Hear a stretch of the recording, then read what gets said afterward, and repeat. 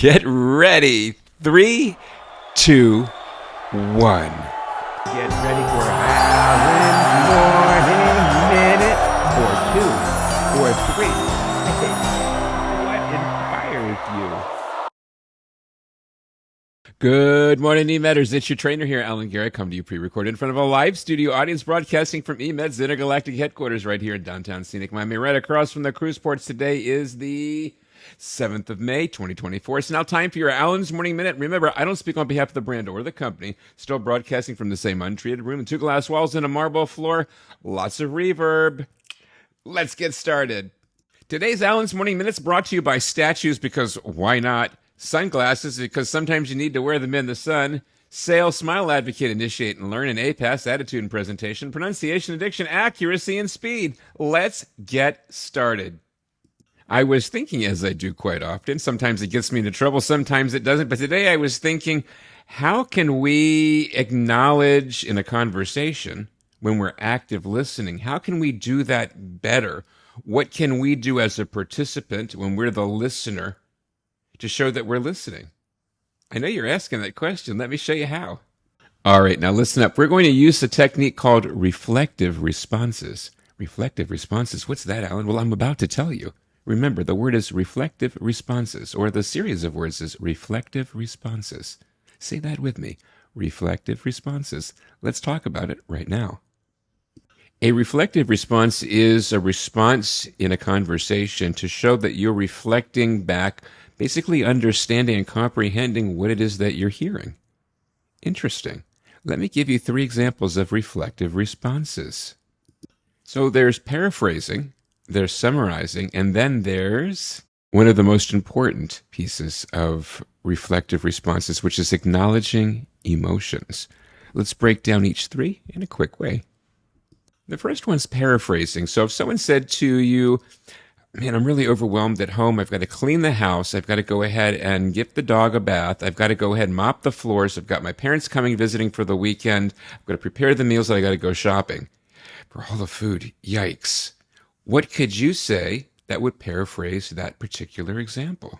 If I were to paraphrase this, paraphrase again being the word we're going to look at right now, if I were to paraphrase what I just heard, I would say something like, it seems like you're under a lot of pressure getting ready for your parents to visit you over the weekend. That's paraphrase.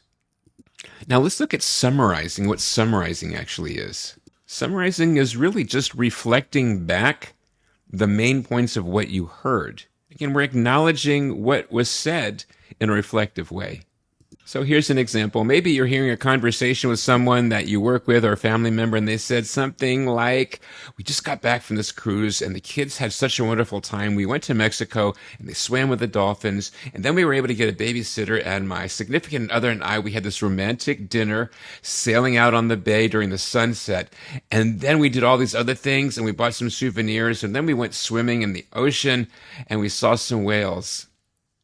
Now, to summarize all that, if I were to say something in summary, you could say something like, it sounds like you and your family had an amazing time creating lifelong adventures and memories, both together and separately.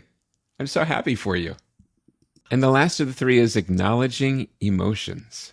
So in this particular situation, if we want to acknowledge emotions, let's say that it's a young family and they're sending their child to pre-K for the first time, and they're a little happy, they're a little sad that their child is growing up, and they say something like, man, little Sally just grew up so fast. I can't believe that she's 3 years old and starting pre-K tomorrow.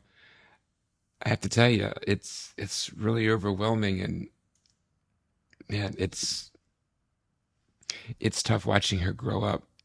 But I'm so happy that she's going to be with new friends and learn a whole lot of other things.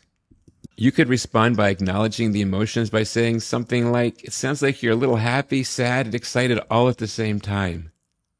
There you go, paraphrasing, summarizing, and acknowledging emotions.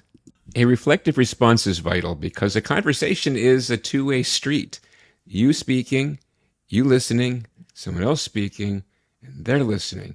So a reflective response helps you to participate with active listening, which is really important. There you go. Practice reflective listening today. And thanks for joining me this morning. Remember to smile, advocate, initiate, and learn. And attitude and presentation, pronunciation, diction, accuracy, and speed in a conversational way. In a conversational way, using reflective responses. Use them today. Take care. Thanks for watching Alan's Morning Minute.